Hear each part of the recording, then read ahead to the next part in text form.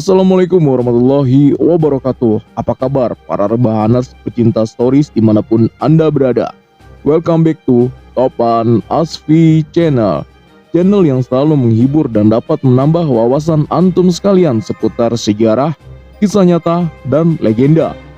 Guys, kali ini kita akan membahas seorang panglima perang yang sangat tangguh sekali. Beliau memimpin pasukan muslim dalam memenangkan perang salib. Siapakah tokoh ini? Ya, beliau adalah Salahuddin Al-Ayyubi. Penasaran kan? Buruan, kencengin volume, siapin ipok hitam, kunci pintu dan jendela, and stay here. This is Topan Asfi Story.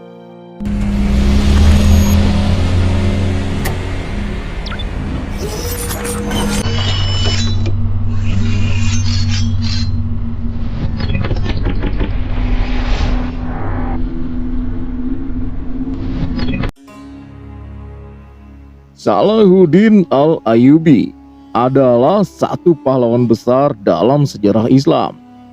Ia mendapat gelar Al-Malik Al-Nasir yang artinya penguasa yang bijaksana.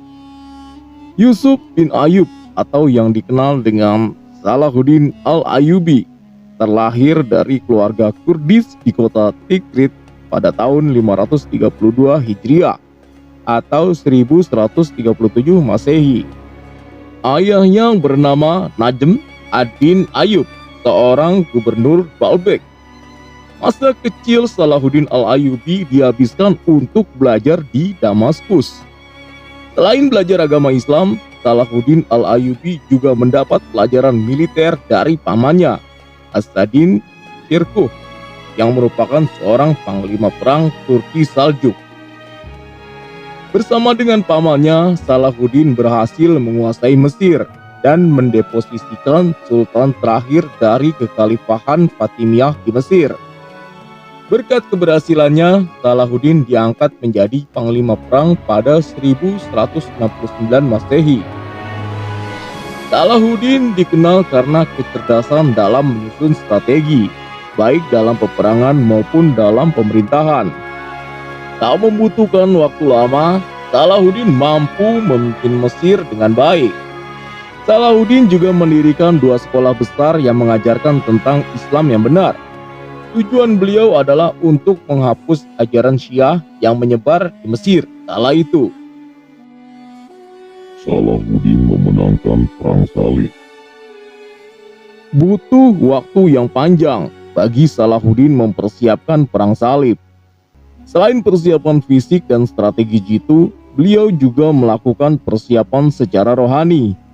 Adapun persiapan lainnya adalah membangun benteng-benteng pertahanan yang kuat, perbatasan-perbatasan yang jelas, membangun markas-markas perang dan menyiapkan kapal-kapal perang terbaik. Persiapan juga dilakukan dengan mendirikan rumah sakit dan menyuplai obat-obatan. Meskipun Salahuddin sakit keras, hal itu tidak menyurutkan niatnya untuk memperjuangkan tanah Nabi, Yerusalem. Justru semakin kuat tekad Salahuddin untuk membebaskan Yerusalem dari kekuasaan Kristen. Perjuangan pertama disebut Perang Hattin atau Perang Pembuka, di mana pasukan Salahuddin pada saat itu berjumlah 63.000 prajurit. Pada Perang Hattin, pasukan Salahuddin membunuh 30.000 pasukan salib dan menahan 30.000 pasukan salib.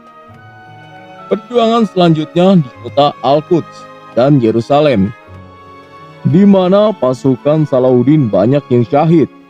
Bahkan ketika pasukan salib memasang salib besar pada batu Sakhar, hal tersebut membuat pasukan semakin bersemangat dan akhirnya berhasil memenangkan perang salib yang kedua. Kebijaksanaan Salahuddin Al-Ayyubi. Dengan segala kesabaran dan kebijaksanaan dalam perjuangan, Salahuddin Al-Ayyubi mampu mengalahkan pasukan salib di medan perang Hattin. Selain itu, ada 3 hal penting dari kebijaksanaan Salahuddin yang menjadikan peperangan yang dipimpinnya memperoleh hasil menakjubkan, yaitu 1. Pemberian cuti kepada para tentara. Pemberian cuti sangatlah berharga. Terlebih lagi, seorang tentara juga memerlukan waktu untuk beristirahat demi memperbarui semangat jiwa dan mempertebal cita-cita meraih kemenangan. Salahuddin menjadikan kesempatan ini untuk mendekatkan diri secara personal serta menyiarkan dakwah kepada mereka. 2. Pemberian gerasi kepada pihak musuh. Salahuddin saat menaklukkan Yerusalem menampilkan keluhuran budi kepada pasukan salib, berbanding terbalik dengan apa yang dilakukan pasukan salib dahulu saat menaklukkan Yerusalem. Salahuddin justru memberikan gerasi kepada beberapa orang di antara mereka yang dinilai tidak melakukan penindasan keji terhadap umat Islam. 3. Mengadakan perjanjian damai kepada pihak musuh. Meski para pendahulu Salahuddin cenderung melakukan perlawanan secara fisik, Salahuddin justru mengambil kebijakan dengan mengadakan perjanjian damai bersyarat dengan pihak musuh. Hal ini dilakukan untuk menghindari jatuhnya banyak korban dan kerugian yang lebih besar. Kisah pertempuran Hittin. Pertempuran Hittin termasuk dalam rangkaian perang salib yang melibatkan tentara kerajaan Yerusalem dengan Salahuddin Al-Ayyubi, pendiri dinasti Ayyubiyah. Perang Hittin terjadi pada 3-4 Juli 1187 di dekat Hittin, tepatnya Horns of Hattin, Israel sekarang. Horns of Hattin adalah gunung berapi purba dengan puncak kembar yang terletak di Galilea bawah, Israel. Oleh karena itu, perang Hittin disebut juga sebagai perang Horns of Hattin. Pertempuran Hittin berakhir dengan kemenangan besar pihak Salahuddin Al-Ayyubi yang diikuti dengan penaklukan Yerusalem dan banyak kota lainnya yang dikuasai tentara salib. Pada 1174, Salahuddin Al-Ayyubi mendirikan dinasti Ayyubiyah di Mesir dan segera setelah itu menaklukkan Damaskus tahun 1174 dan Aleppo tahun 1183. Dalam waktu sekitar 1 dekade, Salahuddin telah menguasai sisi selatan dan timur dari kota-kota yang diduduki tentara salib. Salahuddin juga meyakinkan rakyatnya bahwa ia akan mengobarkan perang untuk mengusir orang-orang Kristen dari Yerusalem. Kendati demikian, Salahuddin kerap menyepakati gencatan senjata, salah satunya pada tahun 1185.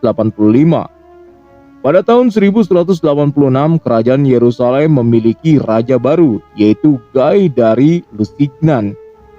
Namun, keluarga kerajaan banyak yang tidak setuju dengan pengangkatannya sebagai raja, hingga timbul perpecahan dan pihak oposisi yang dipimpin oleh Raymond III dari Tripoli. Pada tahun 1187, salah satu pihak pendukung Raja Gai, Reynold dari Chatillon, melanggar gencatan senjata dengan menyerang orang-orang Muslim. Hal inilah yang membuat Salahuddin Al-Ayyubi murka dan membawa sekitar 40.000 pasukan untuk menyerang tentara kerajaan Yerusalem dan sekutunya dalam pertempuran Hittin. Sedangkan pihak kerajaan Yerusalem dan sekutunya mengerahkan sekitar 20.000 pasukan. Akhirnya terjadilah Perang Besar Hittin. Pertempuran Hittin berakhir dengan kemenangan besar pihak Salahuddin Al-Ayyubi yang diikuti dengan penaklukan Yerusalem pada Oktober 1187. Salahuddin melanjutkan kemenangannya dengan merebut kota-kota seperti Acre, Tiberias, Kaisarea, Nazaret, Jaffa, dan banyak daerah lainnya yang dikuasai tentara salib. Orang-orang Kristen Timur diizinkan untuk tetap tinggal di Yerusalem sebagai kelompok minoritas yang dilindungi. Hanya Tirus di selatan Lebanon yang tersisa di tangan tentara salib di bawah komando Konrad dari Montferrat, serta beberapa kastil termasuk Krak des Cavaliers. Tentara salib menanggapi kekalahan dalam pertempuran Hittin dan penaklukan Yerusalem dengan mengorganisir perang salib ketiga. Guys, demikianlah sekelumit kisah tentang kesatria besar Salahuddin Al-Ayyubi. Semoga dapat bermanfaat untuk kita semua. Cukup sekian konten kali ini. Mohon maaf atas segala kesalahan. Terima kasih atas perhatiannya. Assalamualaikum warahmatullahi wabarakatuh.